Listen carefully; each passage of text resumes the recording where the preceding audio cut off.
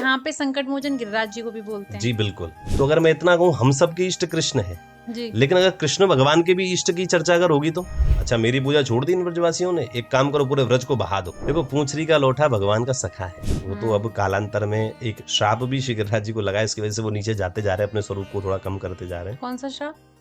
आज जो दिखाई देते हैं वो केवल 2% है। अब देखो, भगवान कृष्ण का जन्म भी नहीं हुआ, लेकिन तब भी हम बोलते हैं नंदगर आनंद भयो जय कन्हैया लाल की। गिरिराज जी की परिक्रमा मौन लेके लगानी चाहिए, कम खा के लगानी चाहिए, केवल फल और कुछ नहीं, भूख लगे तो, नहीं तो पानी भी नहीं। अब आज के इस मॉडर्न जमाने में हम प्रेम की परिभाषा बड़ा भूल गए। प्रदीप मिश्रा जी जो कथावाचक हैं, लेकिन उनको बोलने में सही नहीं आया। देखो, एक होता है बात तो सही कही, लेकिन तरीका सही नहीं था। कभी ये नहीं देखा कि राधा जी की भी कोई मूर्ति हो, कि जहाँ राधा पग धरे श्याम नैना धरे। कोई लौकिक जीव अगर राधा बोले तो वो उसको अधिकार नहीं है, इसलिए बहुत सारे लोग किशोरी जी बोलते हैं। श्री जी कहाँ से निकला नाम? श्री जी नाम तो ठाकुर जी ने दिया है उनको। प्रेमानंद जी महाराज तो बहुत बड़े भक्त हैं राधा रानी के। क्या सही तरीका है पूजा करने का? देखो, सही तरीका कुछ भी नहीं। अनिरुद्धाचार्य जो कथावाचक हैं, उनकी रील्स बहुत ज्यादा वायरल होती हैं। कभी कभी कुछ एक्स्ट्रा बोल देते हैं, वो उनकी निजी है, लेकिन व्यासपीठ से ऐसी चीजों को नहीं। अब आजकल कथा का जो रूप है ना, वो बदल गया। आपको ये नहीं लगता अब कथावाचन अब बिजनेस में कन्वर्ट हो गया? हाँ, लगता है ना। उनके पीछे का उद्देश्य क्या था? जिसके घर 9 लाख गैया है ना, वो माखन चोरी नहीं करेगा। जब भी कोई गोपी भगवान कृष्ण को देखती है तो यशोदा को सोचती है, यशोदा का सौभाग्य कितना है। गिरिराज जी साक्षात कृष्ण है, उन्होंने अपना रूप दिया है गिरिराज जी को। भक्त और धार्मिकता दोनों अलग अलग है। कोई व्यक्ति धार्मिक है तो जरूरी नहीं वो भक्त हो।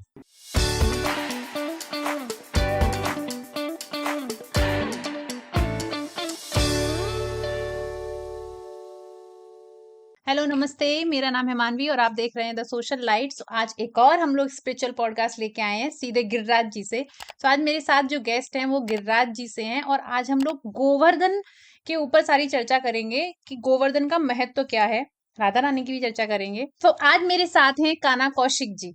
सो कैसे हैं आप? मैं बहुत अच्छा हूँ, पूरी कृपा है ठाकुर जी की, और आपसे मिलके और अच्छा लगा हमें। तो आप गिरिराज जी से हैं, क्योंकि सबसे पहले मैं आपसे पूछना चाहूंगी गिरिराज जी का महत्व क्या है? देखो, मेरे हिसाब से प्रश्न ये होना चाहिए कि गिरिराज जी कौन है। पहले हम किसी के बारे में जाने कि वो कौन है, उसके बाद में हम उनके महत्व की बात करेंगे, है ना जी।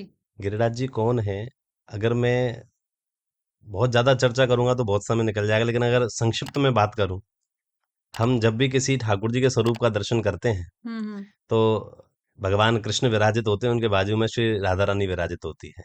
यानी कि राधा कृष्ण 2 स्वरूपों में विराजित होते हैं, हम उनको एक ही कह देते हैं जी।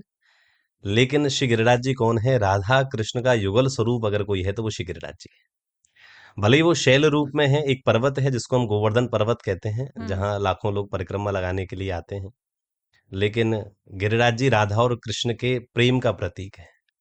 यानी कि अगर प्रेम की चर्चा होगी तो वहां गिरिराज जी की चर्चा आना बहुत जरूरी है। गिरिराज जी एक स्थल है पूरे ब्रजमंडल में सबसे फेमस। तो उसी गोवर्धन पर्वत के किनारे भगवान श्री कृष्ण राधा कृष्ण ने अपने प्रेम के स्पंदन को बढ़ाया है, प्रेम के स्वरूप को बढ़ाया है। तो इसीलिए व्रज यानी प्रेम की चर्चा, इसीलिए उसका महत्व और भी बढ़ जाता है, क्योंकि ठाकुर जी को प्राप्त करने के लिए आवश्यकता केवल प्रेम की ही है। बिल्कुल। तो प्रेम जहां मिलेगा वो गिरिराज जी है। ओके, सो गिरिराज जी के, हाँ, अभी मैं वही क्वेश्चन करना चाहूंगी कि महत्व क्या है? महत्व गिरिराज जी का ये है कि महत्व मैं नहीं बताऊंगा, महत्व बता रहे हैं भगवान श्री कृष्ण। ओके। देखो, महत्व ही बताया उन्होंने। जब भगवान श्री कृष्ण 7 वर्ष के हैं, सारे ब्रजवासी पूजन कर रहे हैं किसका? इंद्र का। और इंद्र का पूजन करने के बाद में जब भगवान 7 वर्ष के हो जाते हैं, देखते हैं ब्रज में चर्चा चल रही है कि यज्ञ यज्ञ हो रहा है। तो नंद बाबा के पास जाके बोलते हैं किसका पूजन कर रहे हैं, किसका यज्ञ कर रहे हैं? तो बोले इंद्र का। बोले क्यों? बोले वो बारिश करता है, अन्न होता है, घास होती है। तो भगवान कृष्ण को ये बात अच्छी नहीं लगी। वो बोल रहे हैं अपने व्रज में अगर कोई देव है, वो गाते में यही है, कुल देव हमारे, हमारे व्रज में कोई देव है, हमारे इष्ट कोई है, और अपने इष्ट को छोड़ करके कोई किसी और को पूजे तो ये तो ठीक नहीं है। तो गिरिराज जी की महिमा को यहाँ बताना चाह रहे हैं। तो नंद बाबा से कहते हैं बाबा आप इंद्र का पूजन छोड़ दो। नंद बाबा बोलते हैं क्यों? बोले इसलिए क्योंकि अगर हमारे देव हमारे साथ में है तो अपन इंद्र को क्यों पूछे? तो हमारे देव कौन है? नंद बाबा भी अनभिज्ञ हैं, अभी तक उनको भी पता नहीं है। तो जब पूरे ब्रजवासियों के साथ में मीटिंग करके भगवान कहते हैं श्री गिरिराज जी ही हमारे कुलदेव हैं, हमारे इष्ट हैं, इसीलिए हमको अपने इष्ट का पूजन करना चाहिए। तो अगर मैं इतना कहूं, हम सबके इष्ट कृष्ण है, जी। लेकिन अगर कृष्ण भगवान के भी इष्ट की चर्चा अगर होगी तो भगवान कृष्ण किसको इष्ट मानते हैं? क्यों? क्योंकि वो जब वृंदावन में आए हैं, व्रज में आए हैं, तो एक साधारण साधारण व्यक्ति के रूप में आए हैं। बिल्कुल। भले उन्होंने अपनी लीलाओं के माध्यम से अपने पूरे ऐश्वर्य को, चाहे उन्होंने अपने पूरे पराक्रम को दिखाया है, प्रेम को दिखाया है, लेकिन है तो वो साधारण एक ब्रजवासी के जैसे ही लीलाएं कर रहे हैं। जी। तो उनके भी इष्ट कौन है? श्री गिरिराज जी। उन्होंने ही उनका पूजन किया है, उन्होंने ही उनकी परिक्रमा करवाई है, उन्होंने उनकी दंडवती करवाई है, और ये आशीर्वाद भी गिरिराज जी को दिया है, मैं चला जाऊंगा ना तो मेरे बाद में कृष्ण तुम ही होगे, मेरा स्वरूप मैं तुमको देके जा रहा हूँ। ओके। इसीलिए जो लोग कलयुग में भगवान श्री कृष्ण की उपासना करते हैं, उनकी भक्ति करते हैं, तो उनके लिए श्री गिरिराज जी का दर्शन साक्षात कृष्ण जैसा ही है। मतलब कृष्ण जैसे हैं ऐसा भी नहीं कहेंगे, कृष्ण ही हैं गिरिराज जी, ऐसा बोलना चाहिए। ओके। तो क्योंकि एक कनेक्शन ये भी है कि संकट मोचन तो हम हनुमान जी को बोलते हैं, लेकिन यहाँ पे संकट मोचन गिरिराज जी को भी बोलते हैं। जी बिल्कुल, क्योंकि व्रज के ऊपर जब संकट आया, इंद्र ने बारिश करी 7 दिन पूरे व्रज को नष्ट करने, ये हम संकट मोचन केवल व्रज की बात कर रहे हैं। व्रज के संकट को दूर करने के लिए गिरिराज जी ही संकट मोचन बन करके आए। क्योंकि व्रज के ऊपर इंद्र ने क्या कहा? अच्छा, मेरी पूजा छोड़ दी इन व्रजवासियों ने, एक काम करो पूरे व्रज को बहा दो। तो सांबर तक मेघमालाओं को इंद्र ने भेजा, और इंद्र को भेज करके वहां इतना बारिश बरसा, लेकिन एक बूंद तो नीचे नहीं आई। क्यों? 7 वर्ष के भगवान कृष्ण ने अपने नख पे गिरिराज जी को धारण कर लिया। बिल्कुल। तो सारा पानी जो है वो व्रज के ऊपर आया ही नहीं। तो वो समस्त व्रज की रक्षा करने वाले कौन है? वो श्री गिरिराज जी। इसलिए उनको ब्रजवासी अपने संग, और आज भी कर रहे हैं, तब नहीं कर रहे, आज भी कर रहे हैं, ऐसा भाव। तो जो गिरिराज जी की जो गोवर्धन पर्वत है उसकी 2 परिक्रमा है। हाँ जी। उन दोनों का क्या महत्व है और 2 क्यों बताई जाती हैं? वैसे गिरिराज जी के 2 है नहीं, हमने अपनी सुविधा के अनुसार 2 बनाई हैं। गिरिराज जी की केवल, और अगर देखा जाए तो 4 है। अच्छा। हाँ, देखा जाए तो परिक्रमा 4 हैं, लेकिन मेन परिक्रमा एक ही है। हम सब लोगों ने अपनी सुविधा के अनुसार उनको 2 भागों में डिवाइड कर दिया है। एक 4 कोस की, एक 3 कोस की। वैसे गिरिराज जी की जो परिक्रमा है वो केवल और केवल 7 कोस की है। वैष्णव जन 7 कोस की ही परिक्रमा करते हैं, और 4 कोस, 1 कोस यानी 3 किलोमीटर। तो किसी ने अपनी सुविधा के अनुसार उनको डिवाइड कर दिया कि चलो हम एक बार में जो पूरी नहीं कर सकते, तो बोले एक बार में हम आधा कर लेंगे, और एक बार में फिर वो आधा कर लेंगे। मतलब दूसरे दिन कर सकते हैं या फिर सेम डे पे पॉज लेके? पॉज लेके तो करने का कोई मतलब ही नहीं है, लेकिन लोग सेम डे भी कर लेते हैं, कैसे भी कर लो, वो कोई दिक्कत नहीं है। लेकिन उसको 2 भागों में जब बांट दिया है, वैसे बांटना नहीं चाहिए। गिरिराज जी की केवल एक ही परिक्रमा है, ये बांटा है लोगों ने अपने सहूलियत के हिसाब से। पौराणिक इसका कोई उल्लेख नहीं है कि 2 परिक्रमा है। अच्छा। परिक्रमा एक ही है, वो 7 कोस की, अच्छा। जो 21 किलोमीटर हम की। लोग जब जाते थे तो वहां पे एक पूछरी का लोटा भी पड़ता है, बराबर है। वो क्या है? देखो, पूंछरी का लोटा भगवान का सखा है। अच्छा। आज मान्यता क्या है पूंछरी के लोटा की, कि जो भी व्यक्ति गिरिराज जी की परिक्रमा करने के लिए आ रहे हैं, तो वो उनकी अटेंडेंस लेते हैं कि भाई कौन कौन परिक्रमा लगाने आ रहा है, ताकि भगवान कृष्ण के पास ये बात पहुंचे कि आपकी गिरिराज जी की परिक्रमा लगाने के लिए ये लोग आए हैं। तो वहां आज का भाव तो ये है कि वो पूंछरी का लोटा बैठ करके अटेंडेंस लगा रहे हैं, लेकिन वो भगवान के सखा है। अच्छा। भगवान जब व्रज को छोड़ करके गए, तो वो भगवान से बहुत ज्यादा प्रेम कर देते। उनका नाम तो लोठा है, उनका नाम लोठा है खाली, वो बन के अच्छा, लोठा लोठा। सखा। लेकिन जब वो जा रहे थे, तो भगवान का उन्होंने पकड़ लिया कि आप नहीं जाओगे। भगवान बोले मैं तो जाऊंगा। बोले ठीक है, आप जब तक नहीं आओगे तो मैं बिना खाए पी रहूंगा। तो भगवान चले गए। अब वो भगवान की आस में बैठे हैं कि भगवान कब वापस आए। तो आज भी पूंछरी के लोटा पे भोग नहीं लगाया जाता है, पानी नहीं पिलाया जाता, क्योंकि उनको। और पूंछरी क्यों पड़ा? तो जब वो बैठे रहते थे, पड़े रहते थे, तो ठाकुर जी सबका ध्यान रखते हैं। तो ठाकुर जी ने देखा ये तो बहुत अच्छी तरीके से पड़े हैं, खातो पीते तो है नहीं। तो लोग जो जाते थे सखियां, तो उन्होंने पूछी, अरे पूछ तो सखिया है, या ये कौन है? ये लोठा का कर रहे हो, पूछ तो सखी। तो पूछ री, जैसे अपन लेडीज को बोलते हैं री, पूछ री, है ना, ब्रज में। ब्रज में। तो ऐसे ही उसका नाम पूंछरी का लोठा पड़ गया। अच्छा, जब हम पूरी परिक्रमा करते हैं तो कुछ-कुछ स्टॉप पड़ते हैं वहाँ, हाँ। जहाँ पे पूजा करते हैं, लोग दूध चढ़ाते हैं, तो वो कौन से मेजर स्टॉप हैं? व्रज की 3 मुख्य मंदिर हैं व्रज में गिरिराज जी से। एक मानसी गंगा के ऊपर है, और एक दान घाटी का गोवर्धन में मंदिर है, और एक जतिपुरा में श्री गिरिराज जी मुखारविंद का मंदिर है। इन तीनों का भाव अलग अलग है। जतिपुरा में जो मुखारविंद का मंदिर है, वो वहां पे जब भगवान कृष्ण ने जब ब्रजवासियों के साथ में श्री गिरिराज जी का पूजन किया था, तो गिरिराज जी को भोग वहीं अरोगाया था। तो उसको इसीलिए भगवान का मुख कहते हैं, इसलिए उसको मुखारविंद कहते हैं। गिरिराज जी के, मतलब मैं इतना कहता हूँ कि भगवान कृष्ण की सर्वाधिक लीला, वो 11 वर्ष तक ब्रज में रहे। 11 वर्ष तक की जितनी लीलाएं हुई हैं, उन सब में श्री गिरिराज जी इन्वॉल्व है। एक भी लीला ऐसी नहीं जिसमें इन्वॉल्व नहीं। आप कोई भी लीला बोलो, वो सब श्री गिरिराज जी उस सब लीलाओं के साक्षी। तो इसीलिए गिरिराज जी का पूजन में तो गिरिराज जी हैं ही, दान मांग रहे हैं गोपियों से, क्योंकि गोपियां माखन की मटकी लेके जा रही हैं कंस को देने के लिए। तो भगवान बोले कहाँ जा रही हो? तो बोले मैं हम जा रहे हैं। तो बोले टैक्स दो हमको, दान दो। बोले किस चीज का दान? बोले यहाँ से निकलने का। तो बोले ऐसे थोड़ी देते हैं। तो भगवान चोरी करके खा रहे हैं, उनसे इसलिए उसको दान घाटी बोल देते हैं।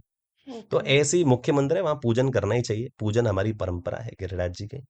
भगवान कृष्ण स्वयं पूज रहे हैं, एक रूप से पूजत हैं, एक से रही पुजाए, सहस्त्र भुजा फैलाए के मांग मांग के खाए। मतलब भगवान वहां मांग मांग के खाते हैं। भगवान कृष्ण ही श्री गिरिराज जी बन करके विराजित है। एक जगह वहाँ वहां भी पड़ती है जहाँ पे स्नान भी करते हैं।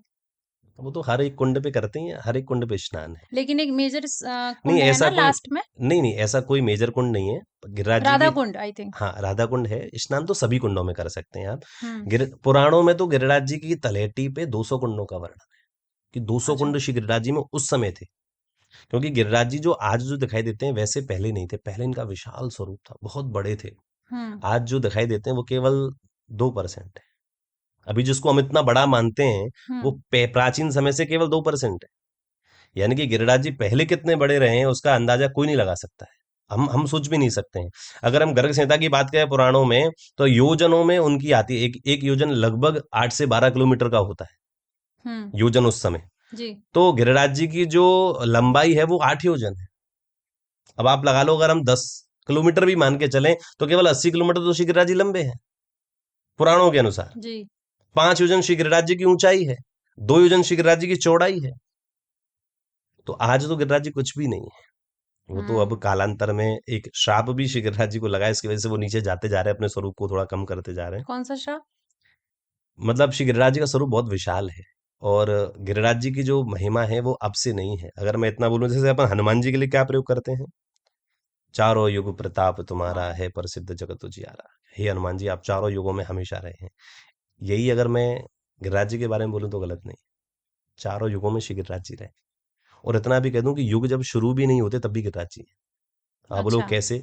देखो, दो स्थान है, एक को हम बोलते हैं बैकुंठ, एक को हम बोलते हैं गोलोक धाम। बोलते हैं ना। जी। बैकुंठ किसको बोलते हैं? जहां भगवान लक्ष्मी नारायण विराजे हैं अपने सेज सैया शेष शेष नाग के ऊपर, माता लक्ष्मी चरण दबा रहे हैं, उसको बैकुंठ बोलते हैं। लेकिन एक गोलोक धाम है, और ये दोनों अलग अलग है। बहुत सारे लोग इनमें एक ही मानते हैं, गोलोक और बैकुंठ एक ही है। एक ही नहीं है, अलग अलग है। बैकुंठ में भगवान लक्ष्मी नारायण विराजते हैं, और गोलोक धाम में राधा और कृष्ण विराजते हैं। ओके। जब पृथ्वी पर कोई भी बड़ा काम होता है, कोई भगवान को आना होता है, तो भगवान नारायण अवतार लेते हैं, सारे दुखों को दूर करते हैं। चाहे हिरण्यकश्यप आता हो तो नरसिंह बन के पधारते हैं, और चाहे राजा बलि की कथा हो तो वामन भगवान बन के पधारते हैं। ऐसे ही भगवान आते हैं। राक्षसों को से अमृत लेकर के देवताओं को पिलाना है तो मोहिनी बन करके आएंगे। लेकिन कभी कभी जब ऐसा हो जाता है कि भगवान नारायण की भी हाथ से जब बाजी निकल जाती है, तो वो किसके पास जाते हैं? ऐसा ही हुआ जब कंस प्रकट हुआ। अच्छा। हाँ, तो कंस के अत्याचारों से पृथ्वी दुखी हुई, सीधे भगवान नारायण के पास पहुंचे। भगवान नारायण से वह बोल रही है कि आप नारायण के पास तो बाद में जाते हैं, ब्रह्मा जी लेके जाते हैं। ब्रह्मा जी ने बोला मेरा काम नहीं, भगवान नारायण होंगे। तो शिव जी, ब्रह्मा जी भगवान नारायण के पास पहुंचते हैं, बोले अब आप कुछ करो।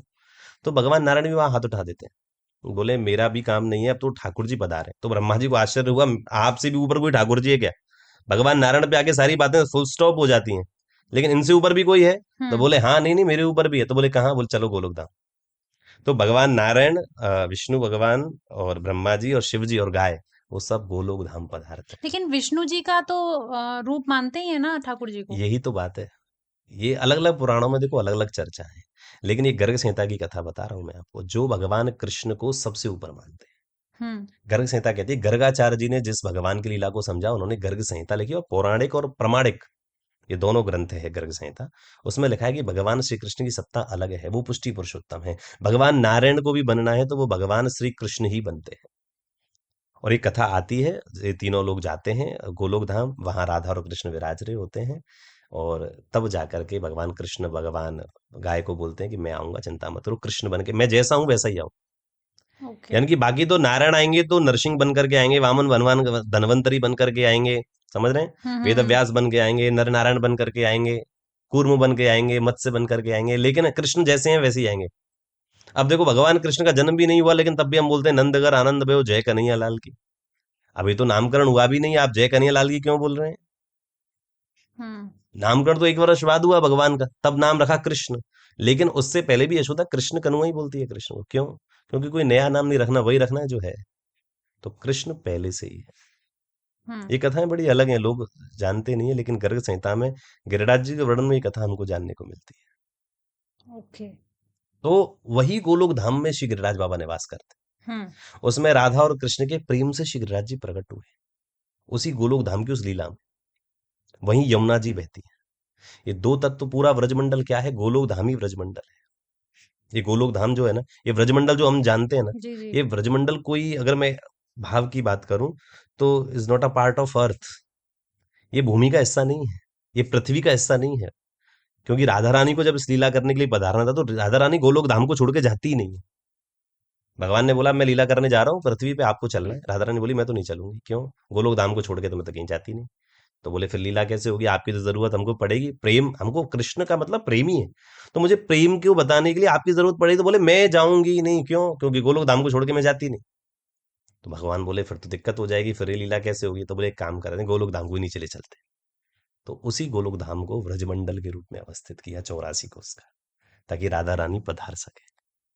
तो इसलिए भगवान ने जब ये, तो पृथ्वी नाराज हो गई थी, कथाएं आती हैं, पृथ्वी नाराज हो गई, प्रभु आपने तो अलग पृथ्वी बना ली, मेरे ऊपर लीला। तो भगवान ने कहा भाई अब मैं राधा रानी के लिए मुझे नई पृथ्वी यानी कि गोलोक धाम लेके जाना पड़ा है। एक काम करो, तुम इसके चारों तरफ लिपट जाओ। तो पृथ्वी जो है वो उस गोलोक धाम को अपनी गोद में लेके बैठी है, ऐसा भाव आता ओके। ओके।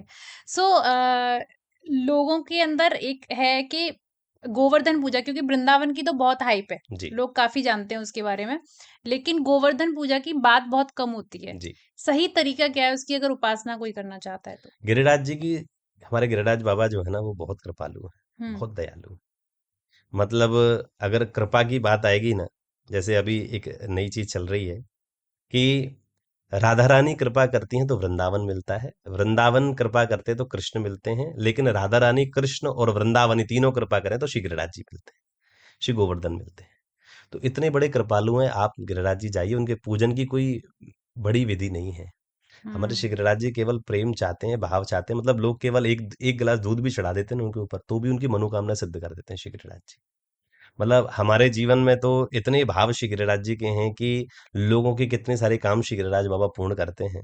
वो वहां परिक्रमा का देख करके पता चलता है। वो जो लोग परिक्रमा करने वाले हैं ना, वो ये लेके जाते हैं कि अगर मेरा ये काम पूरा हो जाएगा तो मैं परिक्रमा लगाने आऊंगा, जी मैं जी। दंडवती, एक परिक्रमा से भी बड़ा भाव दंडवती का है, वो दंडवत करते हुए आगे बढ़ते हैं। तो हम्म। इतने लोग लगा रहे हैं, इसका मतलब सबके आनंद हो रहा है। तो परिक्रमा की पूजन की कोई विशेष विधि नहीं है। बस आप शुद्ध भाव लेकर के जाइए, दूध चढ़ाइए, थोड़ा परिक्रमा लगाइए। गिरिराज जी का पूजन उनकी परिक्रमा परिक्रमा है। लगाने का सही तरीका क्या है? हाँ, परिक्रमा, ये प्रश्न सही है। परिक्रमा लगाने का सही तरीका क्या है? हम्म। आज मैं, मतलब ये मुझे बोलना पड़ रहा है, लेकिन 98% परिक्रमा लगाने वाले लोगों में परिक्रमा लोग गलत लगाते अच्छा। हैं। उनको परिक्रमा का भाव भी पता नहीं है, परिक्रमा कैसे लगानी चाहिए ये भी पता नहीं है, बस वो लगा रहे हैं। अच्छा देखो, सीधी सी बात, हम भी कहीं परिक्रमा लगाने तो चलते ही तो हैं। जी। चलने को परिक्रमा नहीं कहते। अगर केवल चलने को परिक्रमा कहते तो मैं 21 किलोमीटर कहीं भी चलूं तो परिक्रमा हो जाएगी? नहीं। परिक्रमा किसको बोलते हैं? आज आज हर जगह की परिक्रमा होती है, लेकिन परिक्रमा केवल ठाकुर जी की ही होती है। हम हम्म। किसी विशेष व्यक्ति की परिक्रमा नहीं करते, हम अपने घर की परिक्रमा नहीं करते। हम किसकी परिक्रमा करते हैं? परम तत्व की। हम्म। परम तत्व की ही तो गिरिराज जी परम तत्व है। उनको केंद्र में रख करके श्रद्धा भाव से की गई यात्रा ही परिक्रमा कहलाती है। तो परिक्रमा करने का सही तरीका क्या है? 98% गलत कर रहे हैं, उनको कुछ भी पता नहीं है। देखो, परिक्रमा मौन रह के करनी चाहिए। अच्छा, हाँ, पूरा 21 किलोमीटर? 21 किलोमीटर संसार की चर्चा करें तो फिर ठाकुर जी कैसे मिलेंगे? मैं एक बात बोलता हूँ आपको, बहुत धीरे से बोल रहा हूँ, बताना मत किसी को। हम्म। जो लोग भाव से श्री गिरिराज जी की परिक्रमा कर लेते हैं, जो नियम है, जो पद्धति है, ऐसा हमारे व्रज में कहते हैं कि जिस व्यक्ति ने गिरिराज जी की 3 परिक्रमा लगातार उस भाव से कर ली, उसको कृष्ण मिलते ही मिलते हैं 100%। और बहुत सारे लोगों ने ट्राई किया लेकिन गलती कर देते, नहीं मिलते। और बहुत सारे लोगों जिनको मिल गए हैं, फिर वो अपने आनंद में घूमते रहते हैं, फिर उनको कुछ और नहीं चाहिए। हम्म। लेकिन मैं कहता हूँ चलो 3 तो बड़ी बात हो गई, एक ही भी लगा लोगे ना तो भी कृष्ण मिल जाएंगे। क्यों? गिरिराज जी की तलहटी ही एकमात्र ऐसी जगह है जहां भगवान श्री कृष्ण के प्राप्त होने की प्रोबेबिलिटी सबसे ज्यादा है, संभावनाएं सबसे ज्यादा है। क्यों? क्योंकि आज व्रज के नाम पर व्रज कहाँ है? आज आप देखिए, हम्म। व्रज आप भी जाते हैं, वृंदावन आप भी जाते हैं, वहां व्रज कहाँ है? देखो, व्रज की शोभा जो है ना, वो 2-3 चीजों से है। एक व्रज के कुंडों से, सरोवरों से, एक व्रज के वृक्षों से यानी वनों से, हम्म। और एक व्रज की रज से। लेकिन आज आप ब्रज में जाइए ना, तो आपको वृक्ष दिखाई दे रहे हैं, वन दिखाई दे रहे हैं, वन सारे हाँ, नष्ट हो गए। तो निधिवन बिल्डिंग के बन नाम गई। पे, निधिवन इतना विस्तार है निधिवन का, 8 किलोमीटर का, आज आधा किलोमीटर क्या 100 मीटर भी निधिवन नहीं रहा। तो कहाँ चला गया? अभी पूरा वृंदावन वहीं बस गया। तो वन खत्म हो गए, रज खत्म हो गई, क्योंकि सब लोगों ने कमर्शियल कर दिया पूरे वृंदावन को। आप हम्म। सब लोग फ्लैट खरीद रहे हैं उधर, तो वृंदावन वहां नष्ट हो गया। बिल्कुल। ऐसे वृंदावन का अर्थ, अब मैं एक नई बात होता है, वृंदावन का अर्थ केवल वृंदावन मत लगाइए जहां बांके बिहारी है। पंच वृंदावन है। कितने वृंदावन है? पंच। पंच वृंदावनों का वर्णन आता है, जिनमें सबसे पहले लीला वृंदावन, निज वृंदावन, धाम वृंदावन, आदि वृंदावन और स्वरूप वृंदावन। आज की प्रेजेंट में जो पोजीशन है वृंदावन की, वो लीला वृंदावन है। निज वृंदावन नंदगांव, जहां भगवान भगवान नंद बाबा के साथ में आके बसे। धाम वृंदावन यानी बरसाना, जहां श्री किशोरी जी विराजित हैं। हम्म। आदि वृंदावन राजस्थान में एक ब्रज का पार्ट आता है जिसको हम कामवन बोलते हैं, कामा, वो आदि वृंदावन है। वहां पे आदि बद्रीनाथ भगवान के चारों धाम हैं अच्छा, वहां। वही पार्ट है जहाँ पे हम लोग परिक्रमा लगाते हैं, तो बीच में जो राजस्थान पड़ता है उधर ही साइड में। नहीं, उधर नहीं, उससे थोड़ा और दूर अच्छा। है। हाँ। और एक स्वरूप वृंदावन यानी कि गिरिराज जी। तो व्रज का स्वरूप कौन है? श्री गिरिराज जी। तो हम्म। आज रज, वन और थोड़ा भाव जो व्रज का है, वो आपको गिरिराज जी में देखने को मिलेगा। आज गिरिराज जी में वन है, गिरिराज जी में रज है। वृंदावन से वो चीज नष्ट हो गई है, और जगह से नष्ट हो रही है, इसीलिए व्रज के स्वरूप भी थोड़ा थोड़ा नष्ट हो रहा है। इसलिए लोगों को व्रज में ठाकुर जी नहीं दिख रहे। हम्म। मतलब मैं कह रहा हूँ, आप कहीं मत जाइए, भगवान कृष्ण को अगर देखना है, राधा रानी की लीलाओं को देखना है, तो आप केवल व्रज आ जाइए। और व्रज में भी अगर ज्यादा देखना है तो गिरिराज जी आ जाइए।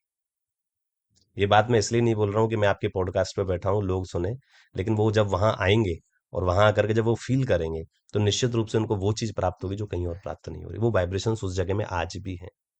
हम्म। तो व्रज वो है, व्रज का मतलब ही रज है ना, रज कहाँ रही? आप करेक्ट। व्रज बोलिए, व्रज बोलिए धीरे धीरे, ब्रज। पीछे क्या आता है? ब्रज, रज। रज। अभी अब रज ही नहीं, जहां व्रज यानी रज, वो रज ही खत्म हो गई, तो कहां से भाव आएगा? हम्म। मैं बहुत सारे लोग समझता हूँ कि रज की परिक्रमा लगाओ, टाइल लगवा दूं, मजा आएगा। बोले नहीं, क्यों? रज पे चलने का आनंद है ना? तो कोई कोई जगह कच्ची अच्छी लगती है, जहां मिट्टी है, वो जगह अच्छी लगती है। हाँ। पार्क में अगर हम टाइल लगा दे तो क्या मतलब? तो कहने का अर्थ क्या है? व्रज यानी कि श्री गिरिराज जी, यानी स्वरूप है वो, व्रज का स्वरूप श्री गिरिराज बाबा है। हम्म। मुकुट है वो गिरिराज जी, व्रज के मुकुट मणि श्री गिरिराज। देखो, राजा का अगर मुकुट हटा दोगे तो वो राजा नहीं है। राजा, हम्म। उसका मुकुट बताता है कि वो राजा है। बिल्कुल। नॉर्मल व्यक्ति जो राजा का मुकुट पहन लेगा तो राजा बन जाएगा, राजा के मुकुट पहनने के अधिकार किसी को नहीं। हम्म। तो व्रज का मुकुट कौन है? श्री गिरिराज जी। अच्छा, हम लोग बात कर रहे थे कि तरीका क्या है, सही तरीका। परिक्रमा लगाने का सही तरीका, बिल्कुल वो हम टॉपिक से थोड़ा हट गए। लोग जानते नहीं परिक्रमा। देखो, मौन रहना चाहिए, संसार की पंचायत मत करिए। ठाकुर जी मिलने वाले हैं, थोड़ा वो अपना अपना कुछ फीलिंग्स देने वाले हैं, कुछ आपको वो टच देने वाले हैं। उसको फील करने के लिए आपको मौन रहना पड़ेगा। अब आजकल हम्म। देखते हैं डीजे बजते जा रहे हैं, साउंड सिस्टम बनते जा रहे हैं, लोग खाना भंडारे चल रहे हैं, तो वहां वो भाव नहीं आता है। गिरिराज जी की परिक्रमा मौन लेके लगानी चाहिए, कम खा के लगानी चाहिए, केवल फल और कुछ नहीं। भूख लगे तो, नहीं तो पानी भी नहीं। धीरे धीरे चलो, कंपटीशन हो गया, हम तो 3 घंटे में गिरिराज जी की परिक्रमा लगा देते हैं, हम तो 2 घंटे में लगा आते हैं। नहीं, जितना ज्यादा से ज्यादा समय लगे गिरिराज जी की परिक्रमा में, हमारे यहाँ कहते हैं नवमास गर्भवती चलनम, यानी कि 9 महीने की गर्भवती जैसे चलती है ना, वैसे धीरे धीरे, चलना चाहिए। वैसे श्री गिरिराज। क्यों? भगवान कृष्ण की लीला स्थली है। उनको देखते हुए चलिए, फील करते हुए चलिए। मुखे भगवान नाम, ठाकुर जी का नाम मुख में होना चाहिए, दृष्टि श्री गिरिराज जी की तरफ होनी चाहिए, और जितना हो ज्यादा से ज्यादा रज के ऊपर चलना चाहिए। जहां जहां रज मिल जाए, उस रज के ऊपर ही चलिए। कहीं कहीं सड़क भी मिलती है, तो सड़क के अब ऊपर तो ना चल के, ज्यादातर सड़क ही हो गई है। नहीं नहीं, रज है, अब वो व्यवस्थाएं हैं, सड़क के बाजू में रज वाला भी पार्ट बना हुआ है, हम्म। हम्म। 20 फीट का। आप उस हम्म। पे चलिए, जहां नहीं है तो कोई बात नहीं है, लेकिन जहां है वहां तो चल सकते हैं। बिल्कुल। वो तो आज के परिवेश के अनुसार सड़क भी बनानी पड़ती है। वो यही कलयुग है, यही कलयुग है। धर्म की जितनी भी चीजों से अगर छेड़छाड़ हो रहा था, वही कलयुग है। भाई, कलयुग ने सबसे पहले आगे किया क्या? राजा परीक्षित उस समय धर्म ध्वजा लेकर के बैठे थे जब परीक्षित का आगमन हुआ, हम्म। तो सबसे पहले राजा परीक्षित भी अटैक किया उन्होंने, क्योंकि ये धर्म ध्वजा लेके चल रहे हैं। धर्म जब तक नष्ट नहीं होगा, तब तक कलयुग अपना प्रभाव कैसे दिखाए? कली का मतलब ही क्या है? कलेश। तो सीधी सी बात है, कलयुग प्रभावी हो रहा है, इसलिए व्रज की भी चीजें ये सब नष्ट हो रही हैं, लेकिन उनको बचाना चाहिए। और उनको बचाने का कर्तव्य व्रजवासियों का है, हम सब लोगों का है, और आने वाले लोगों के अंदर हम सजगता दें, उनका भी है। हम्म। अच्छा, वहां पे ये भी बताया जाता है, जैसे गोवर्धन की परिक्रमा में काफी पानी पिलाने वाले हम्म। और भंडारे चलते हैं। हम्म। तो कुछ लोग तो ये बोलते हैं कि वहां जो अगर परिक्रमा आप लगा रहे हो तो वो खाना नहीं चाहिए, हाँ, उनका पानी नहीं पीना चाहिए। बराबर है। इधर दूसरी तरफ ये भी बोला जाता है कि वहां पे भंडारा करने से और पानी पिलाने से पुण्य मिलता है। देखो तो ऐसा दूसरा आदमी तो दूसरे आदमी के सही पुण्य को बात नष्ट कर रहा है है, ना। बिल्कुल सही बात है, आपने बिल्कुल ठीक कहा ये बात। लेकिन देखिए जो भाव से परिक्रमा लगाएगा ना, मैं वही तो रहा हूँ, 98% लगा कहाँ रहे, और हम बोल दें तो भी भाव कहाँ आ रहा है। हम्म। तो उनके लिए वो है। मैं तो इतना भी कह दूं कि ठाकुर जी जब किसी को मिलते हैं तो पहले उसकी परीक्षा लेते हैं अपने से दूर करने।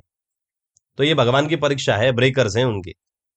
जहां पानी की प्याऊ लग रही है, जहां भंडारे चल रहे हैं, वो भगवान की परीक्षा है सच्चे भक्त के लिए, कि हम्म। ये इससे दूर होता है कि नहीं। वो जो वहां जाके लालच में आ जाता है, खा लेता पी लेता है, तो भगवान की परीक्षा में फेल हो जाता है। और जो पास हो जाएगा उसको फिर वो आगे जाके दर्शन देते हैं, चल अब मैं आ रहा हूँ, तू पास हो गया, वो और जो लगा ब्रेकर्स रहे है। हैं उसको पुण्य मिल रहा है। जिसने खा लिया उसको उसकी तृप्ति, आत्मा को तृप्त कर रहा है, नहीं शरीर नहीं, को मेरा तृप्त कर रहा मतलब है, है तो वो जो ठीक ही है। प्याऊ और जो खाना पुण्य माना हाँ, जाता है उसके इसका। लिए पुण्य है। देखो वो उसको तो उसके परिक्रमा का पुण्य उसी को तो मिलेगा, उसकी गलती का फल उसको मिलेगा। लेकिन टेक्निकली तो वो दूसरे की परिक्रमा को नष्ट कर रहा है ना। नहीं कर रहा है, अब ये भगवान की परीक्षा है, नहीं कर रहा है। और ये लगाने ही पड़ेंगे, क्योंकि मैं बोल रहा हूँ 98% बार लोग तो वैसे ही आ रहे हैं ना। हम्म। हम केवल बात कर रहे हैं 2% लोगों की, जो भाव से लगा रहे हैं वो नहीं खाएगा। हम्म। आप कितना भी कर लो तो भी नहीं खाएगा। और आते हैं ऐसे लोग, मेरे घर के आगे से निकलते हैं, मैं उनको ऑफर करता हूँ तो भी नहीं खाते, हाथ जोड़ देते हैं। या फिर करते क्या है, अगर उनको भूख लगती है, जो जानकार लोग हैं, वो उस उतना ही पैसा कहीं ना कहीं दान में करें। अच्छा। जैसे कि समझ लो मैंने कहीं खाया, मैंने पूड़ी पूड़ी बट रही है, सब्जी है, लड्डू है, तो वो खाली उतना ही वो क्या करेगा, कहीं गौशाला में 50 रुपए डाल देगा। तो उसका भाव क्या रहेगा, चलो मैंने खाया भी तो मैंने थोड़ा खर्च किया, तो वहां हम्म। देना भी चाहिए। ओके। तो वो गलत तो नहीं है, वो अपना काम कर रहे हैं, लेकिन आपको अपना काम करना है। अच्छा, भोग में क्या लगाना चाहिए अगर गोवर्धन का भोग लगा रहे हैं तो? गिरिराज जी को भोग सिर्फ कुछ दूध भी से ही लगाइए, काम? गिरिराज जी हमारे 1000 हाथों से अरोगते हैं। किसी भी के 1000 हाथ सुने आपने? भगवान हम्म। कृष्ण के कितने आते हैं? 2। नारायण के कितने आते हैं? 4। हाँ की ना? लेकिन गिरिराज जी के कितने आते हैं मालूम है? 1000। हमारे गिरिराज जी 1000 हाथों से अरोगते हैं। हमारे ब्रज में कहावत है, एक रूप से पुजत हैं और एक से रहे पुजाए, सहस्त्र भुजा फैलाए के मांग मांग के खाए। हमारे गिरिराज बाबा ही केवल एकमात्र ऐसे देव हैं जो मांग के खाते हैं। उनको हम्म। मांगना पसंद है, मेरे को लाओ। तो ब्रजवासियों ने जब इतना सारा भोग रखा, तो सारे ब्रजवासी बोले हमारा खाओ, हमारा खाओ। तो गिरिराज जी बोले मेरे कोई ज्यादा हाथ थोड़ी है, तो बोले हम क्या करें, खाओ। क्योंकि उस समय 1.25 लाख मन सामग्री का भोग लगाया था ब्रजवासियों ने, तो 1000 हाथ श्री गिरिराज जी ने अरोगाए और एक एक हाथ से खाते जा रहे हैं। लेकिन गिरिराज जी को अगर सबसे प्रिय सामग्री अगर आपको कुछ लगानी है, तो हमारे गिरिराज जी के भोग को क्या बोलते हैं मालूम है? हम्म। अन्नकूट। श्री गिरिराज जी का जो भोग लगता है, उसको जी, इसको एक पर्टिकुलर अन्नकूट। नाम है। उसको अन्नकूट बोलते हैं हम अन्नकूट। जो तो हम लोग दिवाली के बाद जो दिवाली के गोवर्धन दूसरे वो पड़ता है। वही वो पूजा है गिरिराज जी की। तो हम्म। उस समय जो अन्नकूट लगता है, उसमें जो सबसे प्रिय जो ठाकुर जी की जो सामग्री है, वो ठाकुर जी को कड़ी बहुत पसंद है हमारे गिरिराज जी को। जी। तो उस समय कोई भी लोग हो, चाहे वो कड़ी जरूर बनाते हैं। और गिरिराज जी को कड़ी, भात, बाजरा इन सब का भोग लगाते हैं, वो गिरिराज जी को बहुत प्रिय है। बाकी तो आप ठाकुर जी को अपने भाव और सामर्थ्य के अनुसार कुछ भी भोग लगाइए, वो सब स्वीकार करते हैं। देखो मैं एक बात बोलूं, हम्म। आज गिरिराज जी पे भी 56 भोग की बहुत महिमा है। ठाकुर जी के 56 भोग बहुत चलते हैं। अगर आप ठाकुर जी के 56 भोग लगा रहे हैं, 56 भोगों के पीछे भी अब लोगों में अभिमान आने लग गया है। 56 भोग के पीछे भी लोग अपना नाम करने लग गए हैं, मैंने इतना भोग लगाया, मेरा नाम करो। जिस भाव के पीछे अपना नाम करने की चीज आ जाए ना, तो वो उस चीज में बदबू हो जाती है। ठाकुर जी फिर उसको स्वीकार नहीं करते। हम्म। ठाकुर जी को भोग लगाने की मैं ठाकुर जी थोड़ी, ठाकुर देखो अगर हम और गहरे में बात चलें, तो ठाकुर जी कोई भोजन नहीं पाते, वो सब हमको ही दे देते हैं वापस, है ना? जी ठाकुर जी बिल्कुल। का भोजन तो आपका अभिमान है। आप भोग लगाइए, हम्म। अपने अभिमान को दूर करिए, तो ठाकुर जी सब कुछ स्वीकार करेंगे। अभिमान दूर नहीं हुआ तो आपकी लाखों की सामग्री भी बेकार है। और अगर अभिमान दूर है, तो ऐसी कितनी वार्ताएं कि ठाकुर जी सूखी रोटी भी है। बिल्कुल। अच्छा, कुछ लोग पहले पहले बहुत सुनने में आता था गुप्त दान, हम्म, और अभी तो दान कम होता है, नाम ज्यादा होता है। वही तो बात है ना। सही बात है। अब हम लोग बात करते हैं राधा रानी की। राधा रानी और कृष्ण के प्रेम जो है, अध्यात्म में, आध्यात्मिकता में अगर हम जाएं तो उसमें क्या महत्व माना जाता है? देखो राधा और कृष्ण का व्रज में पधारना ही प्रेम का प्रतीक है। हम्म। प्रेम को बताने के लिए कि प्रेम क्या है। अब आज के इस मॉडर्न जमाने में हम प्रेम की परिभाषा बड़ा भूल गए। हम प्रेम को केवल एक स्तर तक लेके जाते हैं और वहां जाकर के उस प्रेम को नष्ट कर देते हैं। प्रेम का स्वरूप क्या है? प्रतिपल वर्धनम, जो हम्म। हमेशा बढ़ता ही है, वो कभी कम नहीं हो सकता है, वो प्रेम है। तो राधा कृष्ण का प्रेम अगर दूरी भी है तो भी प्रेम बढ़ रहा है। वो दोनों आपस में मिल नहीं रहे तो भी प्रेम है, बात नहीं कर रहे तो भी प्रेम है, वर्षों तक नहीं देखा, दोनों ने एक दूसरे को छोड़ दिया, तब बिल्कुल। भी प्रेम है। क्यों? क्योंकि वो यही बताने के लिए आए थे कि प्रेम क्या होता है। तो राधा और कृष्ण, अगर हम राधा कृष्ण को एक शब्द में बोले तो वो प्रेम बोल सकते हैं। चाहे वो रास लीला हो, चाहे वो दान लीला हो, चाहे वो मान लीला हो, उन सब में प्रेम ही बताया है। पूरा ब्रजमंडल प्रेम के ऊपर ही आधारित है। इसीलिए हम्म। वहां ज्ञान वैराग्य बूढ़े हो जाते हैं, माता भक्ति नाचती है, क्योंकि भक्ति से ही प्रेम प्रकट होता है। अच्छा, राधा रानी और कृष्ण जी की शादी की कहीं पे ऐसा चर्चा नहीं है, मतलब बहुत लोगों ने नहीं सुना, उसके बारे में आप क्या बताना राधा चाहेंगे? रानी की चर्चा इसलिए विवाह तो हुआ है, हम्म। गर्ग संहिता में कथा आती है। लोगों ने गर्ग संहिता बहुत कम पढ़ते हैं। देखो जी। भागवत की कथा में ये वर्णन नहीं आते। लोग क्या है, भागवत की कथा ज्यादा सुनते हैं, अन्यथा और कोई पुराण पढ़ते नहीं है। हम्म। भगवान कृष्ण और राधा रानी का मुझे बहुत सुंदर लगती है ये कथा। मैं कभी कभी अपनी कथाओं में इस बात को बोलता भी हूँ, पूरी कथा सुनाता हूँ कि कैसे भी विवाह हुआ। उस समय अच्छा। ठाकुर जी कितने बड़े थे आपको मालूम है? जब विवाह हुआ तो ठाकुर जी गोदी में थे। अच्छा। बिल्कुल नंद बाबा गोदी में लेके जा रहे हैं, राधा रानी तो किशोर हैं, बड़ी हैं। तो राधा रानी सामने आती, नंद बाबा उनको दे देते हैं, तब ठाकुर जी फिर वहां बड़े होते हैं, तब भांडी वन में विवाह होता है। ये गर्ग संहिता की कथा में आता है। फिर ठाकुर जी पूरे ब्रजमंडल की परिक्रमा करते हैं, राधा रानी के साथ में विहार करते हैं, यमुना में नौका करते हैं, श्रृंगार होता है, दान होता है, मान होता है, वो सब लीलाएं चलती हैं। बाद में फिर आकर के ठाकुर जी छोटे बन जाते हैं और राधा रानी जो है वो यशोदा के पास छोड़ आती है। अच्छा। तो ये है, विवाह तो हुआ है, ब्रह्मा जी ने कराया है, ब्रह्मा जी को बुलाया गया, बोले क्या करें, वरमाला हुई है। मंदिर वन में वटवृक्ष के नीचे वरमाला हुई है, फेरे हुए हैं, ब्रह्मा जी ने कराए हैं। तो ये प्रमाण मिलता है, क्योंकि लेकिन लोगों को पता नहीं है, क्योंकि कथाओं हम्म। में आता नहीं है, गर्ग संहिता कोई बांचता नहीं। लेकिन अगर पौराणिक कथा की मान्यता हो तो दोनों का विवाह हुआ है, रीति से हुआ है, वैदिक रीति से। ब्रह्मा जी से पूछा भी भगवान ने, क्या दक्षिणा चाहिए तुमको हमारे विवाह की? ब्राह्मण जब विवाह कराना आता है तो यजमान जो है दक्षिणा देता है। बिल्कुल। देता है कि नहीं देता? तो भगवान ने पूछा, भैया बताओ, तुमने हमारा विवाह कराया, क्या दक्षिणा चाहिए तुमको? तो ब्रह्मा जी ने क्या मांगा मालूम है? हम्म। ब्रह्मा जी ने कहा, अब मैं संसारिक दक्षिणा लेके तो मैं करूंगा क्या? धन दौलत तो ब्रह्मा जी को चाहिए नहीं। तो ब्रह्मा जी ने क्या मांगा मालूम है? उसमें कथा में आता है, ब्रह्मा जी ने बोला, प्रभु जो भी आपकी इस विवाह की कथा को सुने तो उसे आपका दर्शन, मेरी दक्षिणा ये है। तो भगवान वहां तथास्तु कहते हैं, बोले ठीक है, जो भी पूर्ण रूप से मेरी इस विवाह की चर्चा को सुन लेगा उसको मेरा दर्शन होगा। अब भगवान ज्यादा लोग सुना देंगे तो ज्यादा को दर्शन देना पड़े ना, तो भगवान का काम बढ़ जाए, तो इसलिए लोग कम ही सुनाते हैं इसको। हाँ। ये ब्रह्मा जी ने मांगा है दक्षिणा के रूप अच्छा। में। हाँ जी। अच्छा, भारतीय संस्कृति में राधा जी का क्या योगदान रहा आपकी नजर में? देखो, हम भारतीय संस्कृति की अगर बात करेंगे तो निश्चित रूप से भारतीय संस्कृति यानी कि वैदिक परंपरा, हम्म। है ना? हम्म। भारतीय सनातन हिंदू परंपरा। भारतीय संस्कृति की शुरुआत भगवान से ही होती है। और भारत, भगवान से पहले भारत भारत था नहीं, सब कुछ था। हम वैदिक की बात करेंगे, वैदिक परंपरा की बात करेंगे। उसमें राधा रानी ने केवल और केवल, राधा रानी की चर्चा हम संस्कृति से नहीं कर सकते, क्योंकि संस्कृति की शुरुआत ही किशोरी जी से होती है। वहां उनके चरणों में, जहां कृष्ण भी उनके चरणों में है, वहां से शुरुआत केवल प्रेम की ही होती है। उस हमारी संस्कृति में प्रेम सर्वोपरि है। प्रेम की हम बात करेंगे तो वहां राधा कृष्ण का जिक्र होना ही है, क्योंकि दोनों कभी मिल नहीं रहे, दोनों कभी बात नहीं कर रहे, और केवल चर्चा हो रही तो केवल प्रेम की। और यादों में भी वही है। मुझे एक प्रसंग याद आ रहा है बड़ा सुंदर। जब भगवान कृष्ण छोड़ करके चले जाते हैं तो सब सब गोपियां रो रही हैं। तो सबने बोला, राधा रानी तुम क्यों नहीं रोती? हम्म। क्योंकि राधा रानी को कभी किसी ने रोता हुआ भी नहीं देखा, आंखों से एक आंसू भी गिराते हुए नहीं देखा। तो सबने पूछा, राधा रानी तुम रोती क्यों नहीं हो, एक बात बताओ, कृष्ण सबको छोड़ करके चले गए, हमको विरह होता है, तुमको क्यों नहीं होता है? हम्म। बोला, मैं इसलिए नहीं रोती हूँ क्योंकि तुमको ऐसा लगता है कि कृष्ण छोड़ करके गए, मुझे लगता ही नहीं, तो मैं रोऊं क्यों? और दूसरी बात, कृष्ण मेरे नैनों में बसे हैं, और अगर मैं हम्म। रोऊंगी, आंसू बाहर आए, वो भी बाहर आ गए तो उनको मुझे निकालना नहीं है मेरे नैनों से, मेरे नेत्रों से, इसलिए रोने का कोई मतलब ही नहीं है, क्योंकि वो दोनों एक दूसरे से कभी दूर नहीं होते हैं। तो भारतीय संस्कृति की अगर हम बात करें तो उसमें संस्कार और संस्कृति ये सब जन्म से ही होते हैं, और उनसे भी पहली परंपरा है। ब्रह्मा जी के वेदों से पर संस्कृति निकलती है, और वेद की अधिष्ठात्री देवी श्री राधा रानी। अच्छा, अभी रिसेंटली एक कंट्रोवर्सी चल रही थी। प्रदीप मिश्रा हाँ जी जो जी। कथावाचक हैं, उन्होंने राधा जी के दूसरे विवाह के बारे में बात करी है। हाँ हाँ। उसके बारे में आपका क्या कहना है? देखो ऐसा है, बहुत सारे पुराण हैं, हम्म। और बहुत सारे पुराणों में प्राथमिकता अलग अलग देव को दी गई है। अब आप जी। शिव महापुराण पढ़ो, हम्म। उसमें सृष्टि के आदि अंत सब शिव जी बताए जाएंगे। आप कोई और पुराण पढ़ो, उसमें भगवान कृष्ण बताएंगे, भागवत जी में आप भगवान कृष्ण ही सर्वोपरि है। हम्म। तो ऐसे ही एक ब्रह्म वैवर्त पुराण है, उसमें से उन्होंने बोला है, और ये बात सत्य है, उन्होंने गलत तो नहीं बोला है, लेकिन उनके कहने का तरीका गलत है।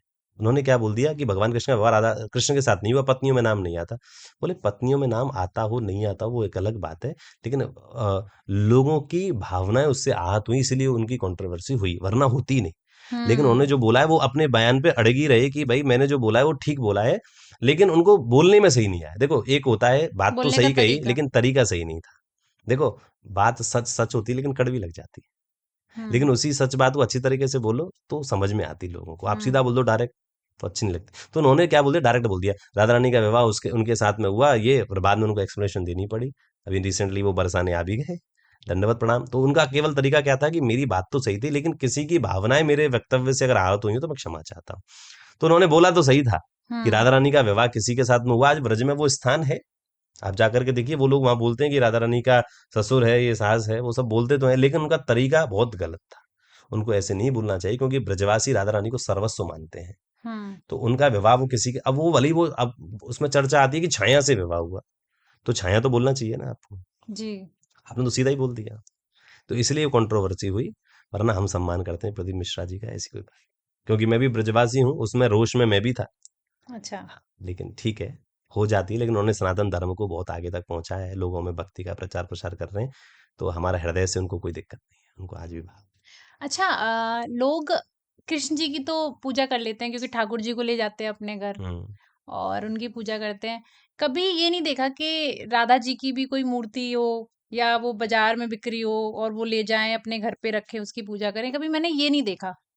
होता है, कम होता है, ये कम होता है, बहुत कम लोगों के होता है घर में है, लेकिन राधा मन रानी भी से लोग विराजित बहुत होती हैं। मानते हैं। लेकिन चूंकि जरूरत नहीं है, मुझे ऐसा लग रहा है कि जहां अगर राधा रानी चलेंगी तो वहां कृष्ण की थोड़ी वैल्यू कम हो जाएगी। अरे हम्म। हमारे व्रज का भाव है, इसको अन्यथा नहीं लेना चाहिए।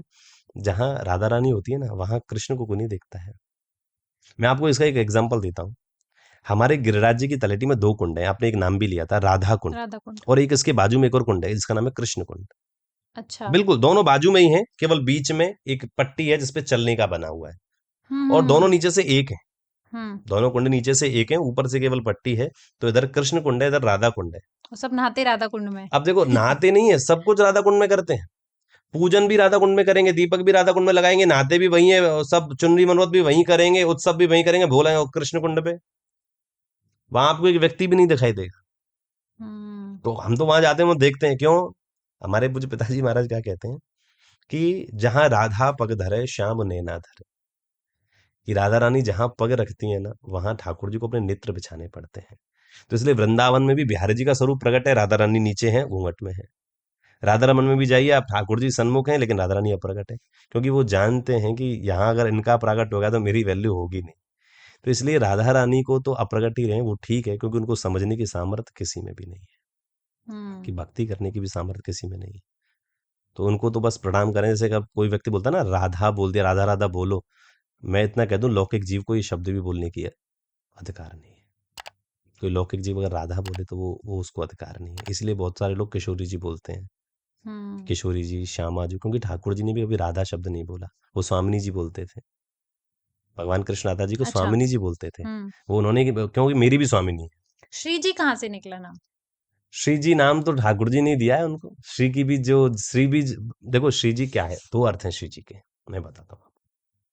श्री जी नाम वैसे कुछ नहीं है, हमारे द्वारा ही दिया गया है। एक ब्रज में एक स्थल है श्रीनाथ जी, हम्म। है ना, और उसको भी लोगों ने श्री जी कर दिया। अच्छा। हाँ, और ठाकुर जी को भी श्री बोलते हैं, हम्म। लेकिन जी क्यों, अब देखो भगवान हम बोलते हैं श्री कृष्ण, बोलते हैं कि नहीं? तो उसमें बोलते हैं भाई ठाकुर जी को कृष्ण तो है लेकिन श्री कौन है, बोले श्री राधा रानी। कौन है? तो प्रत्यक्ष में नाम ना लेके श्री जी बोल देते हैं, क्योंकि श्री राधा रानी है। हम्म। भगवान कृष्ण का आप नाम बोलो तो क्या बोलोगे? श्री कृष्ण। तो उसमें बोलेंगे तो कृष्ण नाम आया, बोले नहीं। जैसे हम भागवत जी का प्रथम श्लोक है, जब हम पढ़ रहे थे भागवत जी, तो हमारे जो गुरुजी उन्होंने हमें एक बात बताई, उसमें श्लोक आता है भागवत जी के प्रथम श्लोक में, सच्चिदानंद रूपाय विश्वोत्पत्त्यादि हेतवे तापत्रयी विनाशाय श्री कृष्णाय वयम नुमः। तो हमने कहा इसमें तो भगवान कृष्ण को प्रणाम किया गया, बोले नहीं, श्री राधा कृष्णाभ्याम वयम नुमः। बोले क्यों? वो प्रत्यक्ष ना लिख कर उन्होंने श्री कृष्णाय लिखा है, यानी कि श्री यानी राधा रानी। तो इसलिए जहां राधा रानी बोलना होता है तो लोग राधा ना बोल करके क्या बोल देते हैं? श्री, जो आगे से भगवान का राधा बोले किया, और जी तो लगाते हैं पीछे, तो इसलिए हम्म। श्री जी। अच्छा, श्री जी की पूजा कैसे करनी चाहिए? मतलब कि प्रेमानंद जी महाराज तो बहुत बड़े भक्त हैं राधा रानी के। हम्म।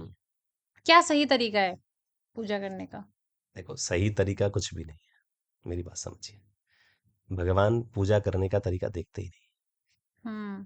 कोई भी ठाकुर जी होगा, वो आपके पूजन की विधि, आपकी क्रियाएं, आपके मंत्रोच्चार, आपका वो कुछ आपका रहन सहन वो कुछ देखेंगे ही नहीं। हम्म। वो देखते हैं तो केवल एक है कि ये इसको मेरे मेरे मेरे प्रति कितना भाव है, तड़प कितनी है मेरे दर्शन की, तड़प कितनी है मेरे सेवा की। वो हम्म। चीज मेन है। इसलिए मैंने आपको बोला कि अगर कोई अपने अभाव के अनुसार पूजा करेगा तो वो पूजन नहीं है, और भाव लगा करके वो जैसी पूजा कर देगा वैसे ही प्रसन्न है, वैसे में ही प्रसन्न है, आप कुछ भी कर दीजिए। हम्म। व्रज में आप आकर देखिए, लोग केवल लौट रहे हैं, तलेटी में रज में लौट रहे हैं, उससे ठाकुर जी प्रसन्न हो रहे हैं। वो तो पूजा भी करना नहीं जानते। अच्छा बताओ, ब्रजवासी कितना पूजन करना जानते हैं? कोई नहीं। ब्रजवासी किसी भी नियम पद्धति को फॉलो नहीं करते ज्यादा, ना अच्छा। पहले करते थे ना आप करते हैं, लेकिन फिर भी ठाकुर जी उनसे ज्यादा राजी हम्म। है कि नहीं? तो वहां पूजन की पद्धति मेन नहीं है, आप राधा रानी के भाव से कैसी भी सेवा करो। और मैं तो इतना भी कहता हूं, जो लोग लड्डू गोपाल की भी सेवा करते हैं अपने घर में, देखो लड्डू गोपाल की सेवा केवल यशोदा कर सकती है। ठाकुर जी की सेवा कौन कर सकती है? केवल उसकी माँ हम्म। यशोदा। मैं लोगों से बोलता हूँ, जो भी लोग लड्डू गोपाल की सेवा करते हैं ना, तो वो कहते हैं कि ठाकुर जी की हम सेवा करते हैं। मैं नहीं, गलती तुम्हारी कि तुम यशोदा ना बन पाए। तुम यशोदा बन जाइए, ठाकुर जी आपके आंगन में भी खेलेंगे।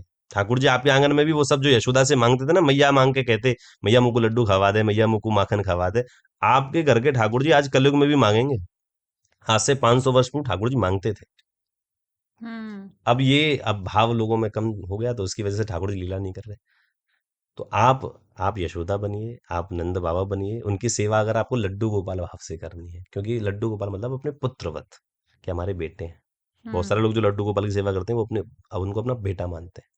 तो बेटा तो वो बन जाएंगे, आपको क्या बनना पड़े? यशोदा। आप यशोदा बन जाइए, वो बेटा बनने के लिए तैयार है, वो तो आई इसके लिए ही है। हम्म। तो सेवा का कोई विशेष क्रम नहीं है, आप जैसी भी सेवा करोगे उसमें वो राजी हो अच्छा। क्योंकि आप एक कथावाचक हैं, तो आप सही जवाब देंगे। आपने देखा होगा, अगर अगर आप रील्स या वीडियोस देखते हैं, अनिरुद्धाचार्य जो कथावाचक हैं, जाएंगे। उनकी रील्स बहुत ज्यादा वायरल होती हैं।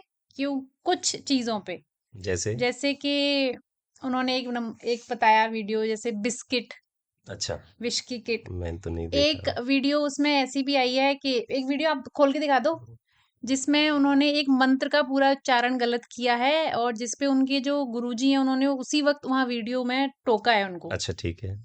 तो उसमें उन्होंने ये बोला है कि भाई आप नाश ना करें, इसमें कहीं ऐसा कुछ भी नहीं लिखा अच्छा है। हाँ, वो ठीक है, हाँ हम्म। वो देखा है मैंने। तो आपको क्या लगता है इसके बारे में? मैं कुछ ज्यादा बोलने वाली नहीं हूँ इस पे, पर हाँ आप क्या विचार है इस पे? क्या देखो, आपको ऐसा नहीं लगता कि थोड़ा आधा अधूरा ज्ञान है? और देखो मैं क्या चाहता हूँ कि व्यासपीठ से जो बोला जाए ना, हम्म। वो या तो शास्त्रोक्त बोला जाए, जो शास्त्र आज्ञा करते हैं वो बोला जाए, और अगर शास्त्र आज्ञा अलग आप बोल रहे हो, तो कम से कम व्यवहार में वो चीज होनी चाहिए, तब तो आप बोलिए। जैसे मैं हूँ, मेरा कोई निजी अनुभव है श्री गिरिराज जी को लेकर के, और वो निश्चित रूप से अगर मैं आपको बताऊं तो आपको भी वो संतुष्टता प्रदान करेगा, तो वो मैं व्यासपीठ से बोल सकता हूँ। या जो बिल्कुल। शास्त्र, जैसे भांडीर वन में ठाकुर जी का विवाह है, तो वो शास्त्रोक्त है। वो हम्म। अब मैं एक बात और बोल दूं कि भगवान श्री कृष्ण अलग है, भगवान नारायण अलग है, कोई लोग इस पे भी कंट्रोवर्सी कर देंगे, अरे इन्होंने तो हम्म। अलग बता दिया, भगवान कृष्ण को ये तो नारायण के रूप है, लेकिन शास्त्रोक्त तो बोलते हैं।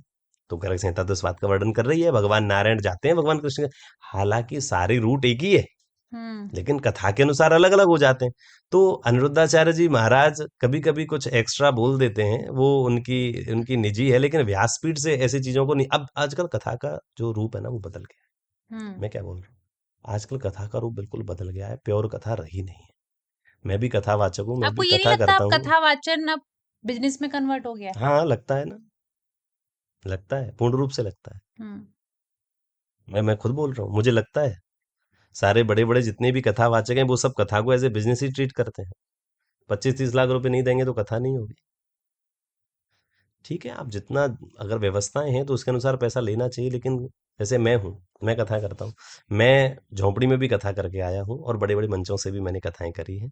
तो मेरे लिए उद्देश्य केवल एक ही है कि कथा होनी चाहिए। मैं लोगों के घरों में भी कथा करके आया हूँ, हम्म। और ऐसा नहीं है कि मैं भी, मेरा नाम नहीं है इसलिए मैं नहीं करता, ऐसी बात नहीं है। हमारा भी नाम तो है, लेकिन कथा का मूल रूप नष्ट हो गया है, ये बात बिल्कुल सही है, इसीलिए लोग बिजनेस बना रहे हैं। बाकी कथा बिजनेस का बिल्कुल भी बिजनेस करना ही नहीं चाहिए कथा के नाम पर। हाँ, एक बात हम कह सकते हैं, आपको जो दक्षिणा के रूप में मिले, हम्म। सामने वाला देने के लिए, देखो दक्षिणा तो चाहिए, बिना दक्षिणा के उसकी बिल्कुल। कथा भी स्वीकार नहीं है। हम्म। लेकिन दक्षिणा क्या होनी चाहिए वो तय आप नहीं करेंगे, हम आज भी अपनी कथा की दक्षिणा तय नहीं करते। हाँ, तय होती है किसकी? संगीतकारों की, टीम की। वो पैसे तो देखो तय होते हैं, सबके ही होते हैं, हमारे नहीं है। लेकिन आप अपनी दक्षिणा तय मत करिए, क्योंकि मेन कथावाचक आप है। तो अब देखो, ये दो चीजें हैं। आप बोलते हैं कथावाचकों ने अगर बिजनेस बनाया, तो कथा कराने वालों ने बिजनेस बनाया। हाँ, ये भी सही है। अब लोग जो कथा करा रहे हैं ना, उसके पीछे उनका बिजनेस है। क्यों? चंदा इकट्ठा किया, कितने हुए? 50 लाख। कथा में कितना लगेगा? 30 लाख। तो अभी 20 लाख कहाँ गए? जेब में। तो उन्होंने भी तो बिजनेस बना लिया ना, कथा कराने वालों ने। हाँ। क्योंकि ये बड़ी बड़ी समितियां क्या करती हैं? ये बड़ी बड़ी कथाएं समिति कराती है, कोई पर्सनल नहीं कराता। अच्छा। हाँ, जितनी भी ज्यादातर बड़ी कथा होंगी, वो सब समिति कराते हैं, कोई पर्सनल व्यक्ति कोई तो थोड़ी कराता है। तो वो समितियां क्या करती हैं? वो अपनी फंड इकट्ठा करती हैं, फिर वहां से बड़े कथावाचकों को बुलाती हैं, क्योंकि भीड़ उन्हीं की कथा में होगी। फिर तो उनको बुलाना ही पड़े बड़े कथावाचक को। तो भैया फिर हम्म। कथावाचक भी पैसे लें तो गलत तो नहीं है। अच्छा, चीजें ये भी हो रही हैं कि एक कथावाचक दूसरे कथावाचक के उसमें प्रमोशंस में जाते हैं। हम्म। वीआईपी ट्रीटमेंट के ऊपर भी मैं बात करना जी। चाहूंगी। मंदिरों में भी आजकल वीआईपी ट्रीटमेंट मिलता है जी। लोगों को। दूसरा, कथावाचन जब करते हैं तो मंच पे अगर कोई वीआईपी सदस्य सदस्य आ गए तो वहां पे कथा रोक दी जाती है। उन हम्म। चीजों पे आपका क्या कहना है? देखो, अगर कथा चल रही है हम्म। और कोई कथावाचक ही आता है, समझ रहे? तो उनका सम्मान करना चाहिए। अच्छा।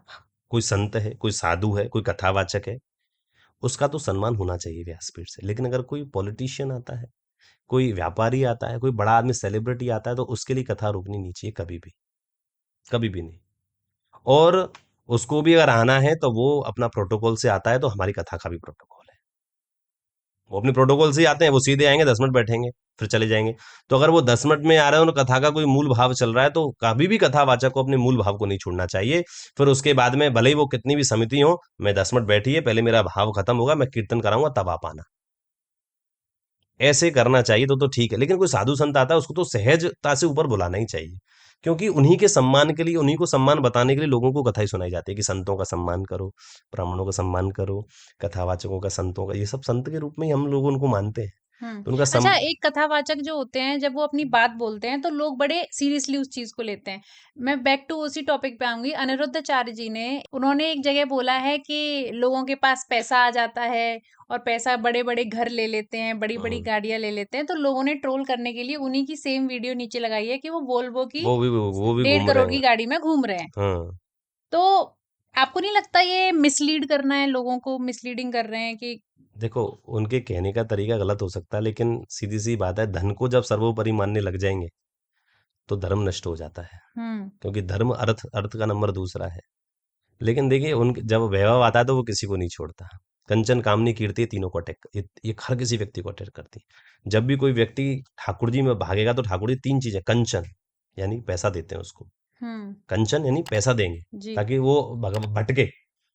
तो अगर भटक जाएगा तो भगवान के रास्ते से दूर हो जाएगा। कामिनी यानी कि किसी स्त्री का मोह में। और कीर्ति यानी कि यश। तो ये तीन चीजों से जो बच जाता, तो ठाकुर जी मिल जाते हैं। तो कथा कहना सफल हो जाता है। हम्म। तो ये हम जो गाइड कर रहे हैं वो सफल हो जाता है। लेकिन जब हम इन सब चीजों से नहीं बच पाएंगे, तो फिर शायद हमारा सुनाने का भी इफेक्ट दूसरों पे नहीं हो। देखो एक बात बताइए, लाखों लोग कथा सुन रहे हैं, इफेक्ट किसने के ऊपर? कभी इसके ऊपर बात नहीं होती।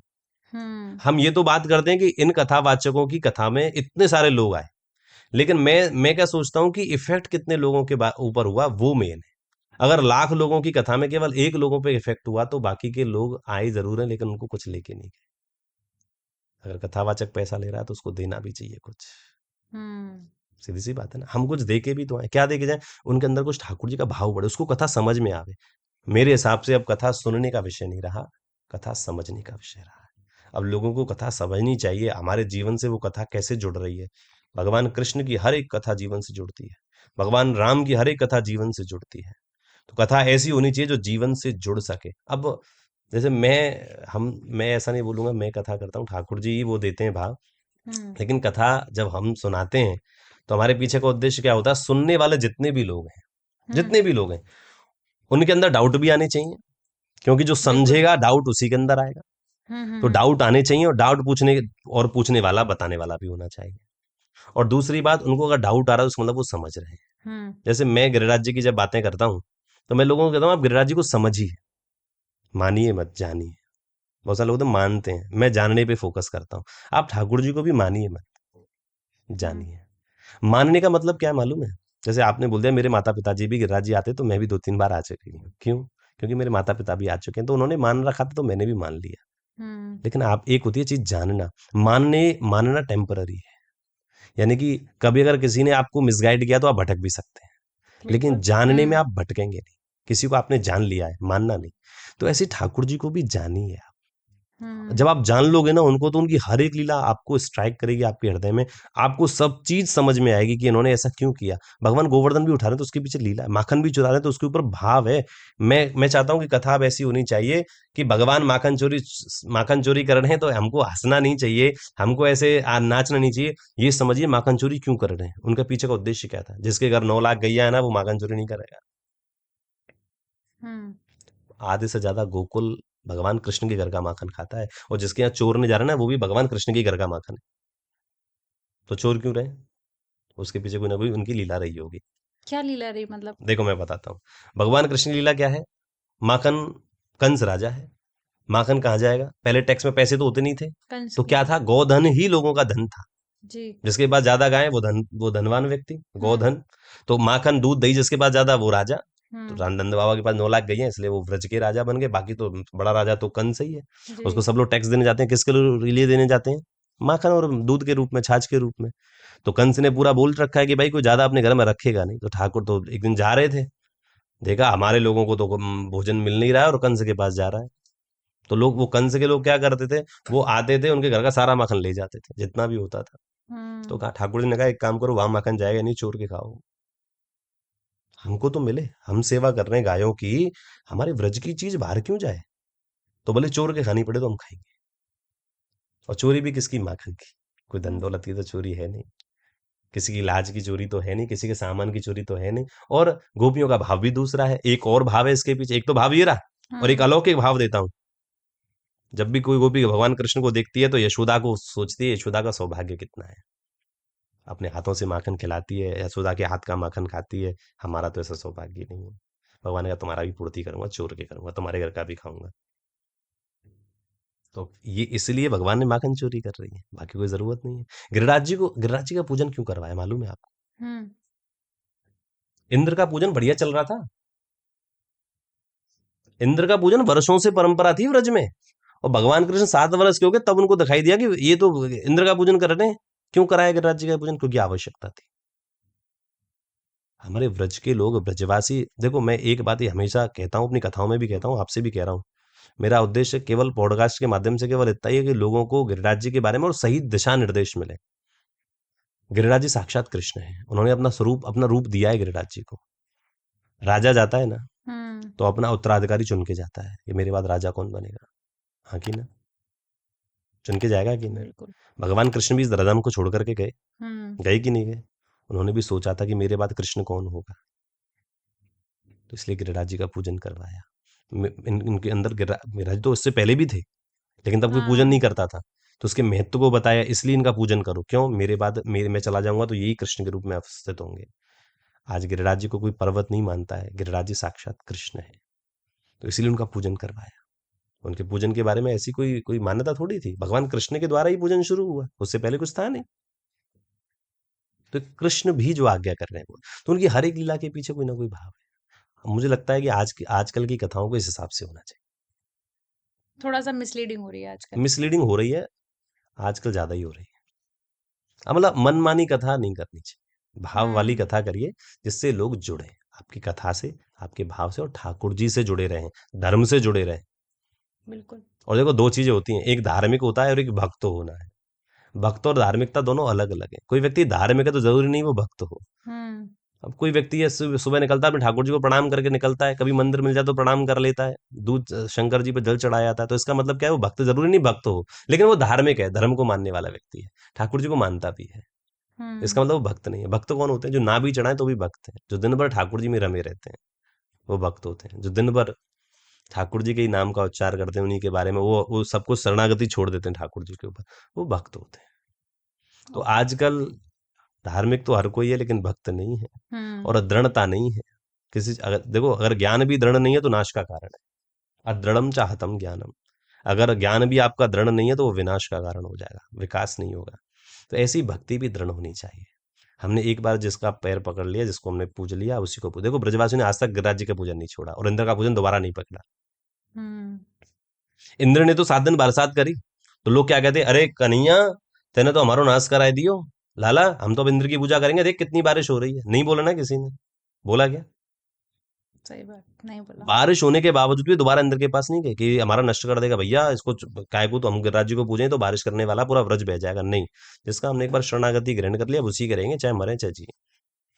तो दोबारा गिरिराज जी के पास गए, रक्षा करो, आपका पूजन किया हमने, आपकी ड्यूटी है। भगवान कृष्ण ने कहा ठीक है मैं उठा देता हूँ, अभी आ जाओ नीचे। सब नीचे आके रक्षा करते ठाकुर जी। थैंक यू इतने इंसाइटफुल पॉडकास्ट के लिए, थैंक यू सो मच। अगर आपको ये पॉडकास्ट अच्छा लगा हो तो प्लीज लाइक कर दीजिए, शेयर कर दीजिए और हमारे चैनल को सब्सक्राइब कर दीजिए। जय हिंद, जय Bharat, Radhe Radhe. Radhe thank Radhe you so Radhe. Much.